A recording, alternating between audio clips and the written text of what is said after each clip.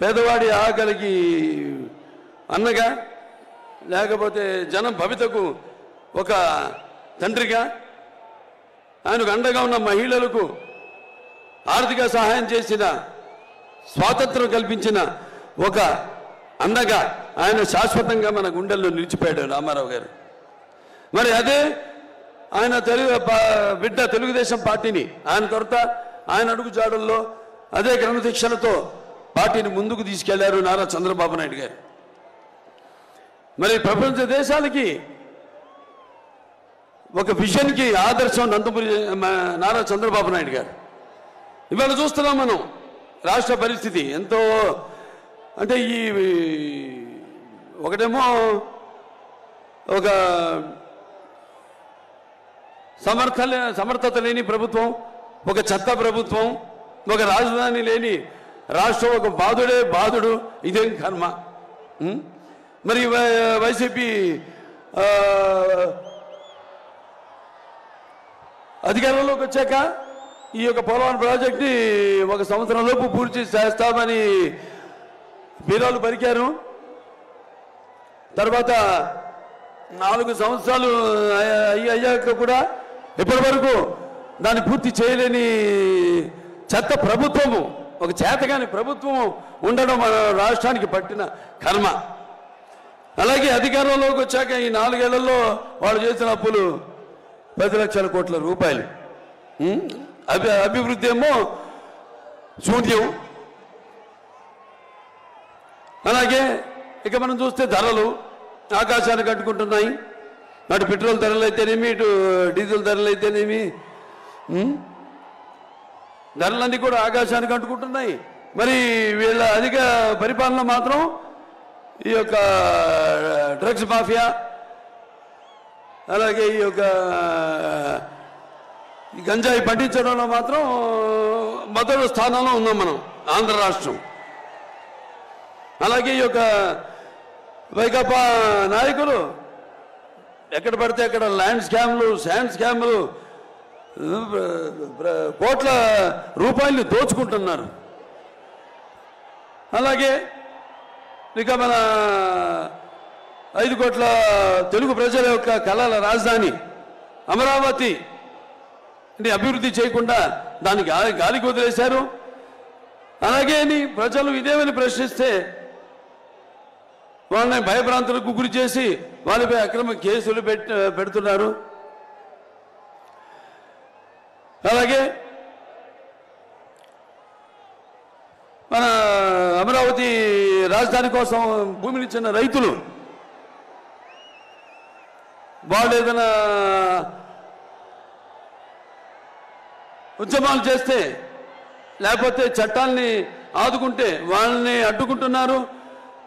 వాళ్ళు ఈ యొక్క ఉద్యమాన్ని కొనసాగకుండా వాళ్ళపై అక్రమ కేసులు పెట్టడం, వాళ్ళని కూడా అరెస్ట్ చేయడం జరుగుతుంది. ఇవాళ మనం చూస్తున్నాం అన్ని రంగాల్లో మనం వెనకబడిపోయాం. పరిశ్రమలు రావట్లేదు, యువతకు ఉపాధి లేదు.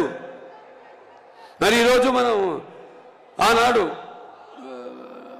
పొదుపు సంఘాలు ఏదైతే చంద్రబాబు నాయుడు గారు ప్రారంభించారో, మన ఆశా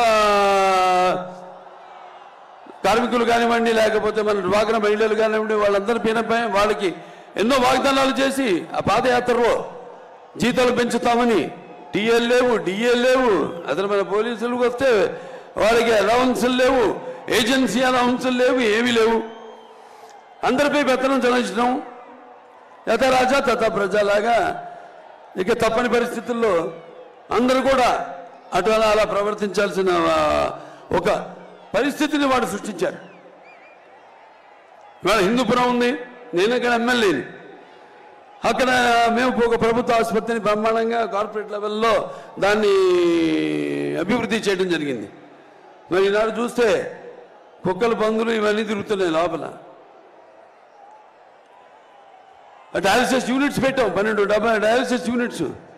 ఇవాళ అభివృద్ధి పనులను కూడా మేమే చేసుకోవాల్సి వస్తాను. నేను, మా నాయకులు అయితేనేమి, మా కార్యకర్తలు అయితేనేమి. అక్కడ రోడ్ల నుంచి కూడా వీళ్ళు ఒక్క రోడ్డు వేసిన పాపానికి పోలేదు, ఒక్క లింక్ రోడ్డు వేసిన పాపానికి పోలా, ఒక్క గొయ్యి కూడా మడితో పూడ్చిన పాపానికి పోలేదు. శ్రీశ్రీ గారు అన్నారు, ఏ యుద్ధం ఎందుకు జరిగిందో, ఏ రాజ్యం ఎన్నాడుందో తారీఖులు దస్తావేజులు కాదో ఈ చరిత్రకు అర్థం. నైలు నది నాగరికతలో సామాన్యుని జీవనం ఎక్కడ? తాజ్మహల్ నిర్మాణానికి రాళ్ళెత్తిన కూలీలు ఎవరన్నది ముఖ్యమని. ఏ దేశ చరిత్ర చూసినా ఏముంది గర్వకారణం? ఈ మానవ చరిత్ర సమస్తం పరపీడ పరాయత్వం. ఏ దేశ చరిత్ర చేస్తున్నా ఏముంది? ఒక బానిసలుగా చేయడం ప్రజల్ని, అలాగే నరాంతకులు చరిత్రలో ప్రసిద్ధి గాంచడం అని. ఇవాళ అదే జరుగుతుంది మన రాష్ట్రంలో. ఒక సైకో ఇవాళ శునకపు సింహాసనంపై, కనకపు సింహాసనంపై శునకమన్న రీతిలో ఇవాళ పెత్తనం చలాయిస్తున్నాడు ఈ రాష్ట్రంలో. ఓ పని చేద్దాం, లేదంటే ఇవాళ చంద్రబాబు నాయుడు గారు వేసిన బీజం హైదరాబాద్లో ఐటీ అభివృద్ధి కానీ, సైబరాబాద్ కానీ, లేకపోతే ఈ గ్రీన్ఫీల్డ్ ఎయిర్పోర్ట్ కానివ్వండి, లేకపోతే ఫ్లైఓవర్లు కానివ్వండి, వీటిలన్నింటినీ మిగతా ప్రభుత్వాలు ఏమీ వాటి జోలికి వెళ్ళలేదు. అభివృద్ధి పదం, అభివృద్ధి అనేది జరుగుతూ ఉంటుంది. అది ఈ దేశంలో ఎక్కడైనా అభివృద్ధి జరుగుతుందంటే అది ఇక్కడ హైదరాబాద్. ఆ తర్వాత మన జగన్ని అక్కడికి ఒకసారి పంపిస్తే, ముఖ్యమంత్రిని వాడు చేస్తే విధ్వంసం, కష్టం, నష్టం అనేది ఎలా ఉంటుందో ఒకసారి తెలుస్తుందని మీ అందరికీ తెలియజేసుకుంటున్నాను. అక్కడే రాకముందే సరిహద్దుల్లోనే కాల్చిపారు దొబ్బుతారు అసలు రానికుండా. అంటే నేను అనేది ఏంటంటే అటువంటి ఒక ఉద్యమం రావాలి మీ అందరిలో. ఇవాళ మీ భవిష్యత్తు మీ చేతుల్లో ఉంది, మీ బిడ్డల భవిష్యత్తు మీ ఓట్లలో ఉంది, మీ యొక్క రాష్ట్రం భవిష్యత్తు మీ ఓటుల్లో ఉంది. అందరూ ఉద్యమించాలి. కులాలు మతాలు ఇవి కాదు. రక్తానికి జాతి లేదు, మాంసానికి మతం లేదు, చర్మానికి కులం లేదు, ఇవి కాదు మనకి కూడిపెట్టేవి. ఇవాళ అందరూ మన ఆంధ్ర రాష్ట్రం వైపు చూసి అవహేళన చేస్తున్నారు, నవ్వుతున్నారు. కొంతమంది అయితే అసలు చాలా మటుకు అసలు ఆంధ్ర రాష్ట్రం గురించి పల్లెత్తు మాట అంటలేదు. రేపు ఇదే కొనసాగితే నేను హెచ్చరిస్తున్నాను, ప్రపంచ పటంలో కూడా మన ఆంధ్ర రాష్ట్రం ఉండదు అని సభాముఖంగా మీకు తెలియజేసుకుంటున్నాను. ఆనాడు ఎంతోమంది, పొట్టి శ్రీరాములు గారు అయితే నీతి, అమరజీవి అందరూ కూడా ఒక తెలుగు వారికి ప్రత్యేక రాష్ట్రం కోసం పోరాడారు. అలాగే ఆంగ్లేయులు గుండెను ఎదురొట్టారు, స్వాతంత్ర పోరాటంలో పాల్గొన్నారు. తారక రామారావు గారు ఏదైతే చిన్నపు చూస్తున్నారో మన తెలుగు జాతిని ఆత్మ గౌరవం కోసం ఆయన తెలుగుదేశం పార్టీని స్థాపించారు. తెలుగు వాళ్ళకు ఒక గుర్తింపు తీసుకొచ్చారు. అలాగే మన చంద్రబాబు నాయుడు గారు తెలుగు వాళ్ళలో ఒక ఆత్మవిశ్వాసాన్ని పెంచారు. వాళ్ళ తెలివితేటల్ని ప్రపంచవ్యాప్తంగా ఆయన తెలియజేశారు. మరి ఇప్పుడు పరిస్థితి వాళ్ళ చాలా దారుణంగా ఉంది. ఇక ఇక సమయం లేదు మిత్రమా, నిజమా వీరస్వర్గమా అని తేల్చుకునే పరిస్థితి ఇప్పుడుంది. అందరూ కూడా ఇదంతా గమనించండి. గమనించట్లేదని కాదు, గమనిస్తున్నారు. కానీ ఈ యొక్క ఉచిత పథకాల మాయలో పడవద్దు మీరు. ఎందుకంటే ఆనాడు చంద్రబాబు నాయుడు అంత అభివృద్ధి చేశారు.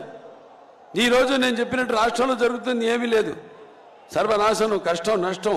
అది విద్యలో కానివ్వండి, వైద్యంలో కానివ్వండి, లేకపోతే గుడిలో కానివ్వండి, బడిలో కానివ్వండి, అన్ని విధాలుగా, అన్ని రకాలుగా ఈ రాష్ట్రాన్ని సర్వనాశనం చేస్తున్నాడు ఈ సైకో. వాళ్ళలో కూడా ఉంది, వాళ్ళ పార్టీలో కూడా. ఇవాళ ఎంతోమంది ఎమ్మెల్యేలు వాళ్ళు కొంతమంది లిస్టు ప్రకటించడం జరిగింది.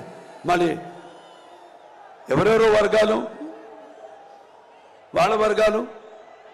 వాళ్ళ సీట్లు మాత్రం మార్చలేదు. మీరు నమ్ముకున్నారు కొన్ని వర్గాలు ఆ పార్టీని, వాళ్ళని మాత్రం మార్చారు. సో సామాజిక న్యాయం ఎక్కడ జరుగుతుంది అని నేను ప్రశ్నిస్తున్నాను. మీరు ఆత్మపరిశీలన చేసుకోండి, ఏం జరుగుతుంది ఇక్కడ అన్నది. ఉద్యమిద్దాం అందరూ. ఆనాడు నేను చదువుకున్నప్పుడు నా పాఠ్యాంశంలో ఒక